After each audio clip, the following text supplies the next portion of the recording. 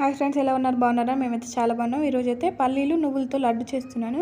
1 cup పల్లీలు వేయించుకొని పట్టు తీసి పక్కన పెట్టేసుకున్నాను. నువ్వులు కూడా అలా వేయించుకోవాలి. చిటపట్లాడేటప్పుడు దించేసుకొని చల్లైన తర్వాత మనం మిక్సీలో అయితే వేసేసుకుంటున్నాం. 1 కప్పు పల్లీలు, 1 కప్పు నువ్వులు అయితే యాడ్ చేసుకోవాలి. దాంట్లో 1 కప్పు బెల్లం కూడా యాడ్ చేస్తున్నాను. తక్కువ కావాలంటే తక్కువ వేసుకోవచ్చు, స్వీట్ ఎక్కువ కావాలంటే ఎక్కువ కూడా యాడ్ చేసుకోవచ్చు. బెల్లం అయితే 1 కప్ అయితే వేసేస్తున్నాను. అల్లనే యాలకుల పొడి కూడా వేసేసాను.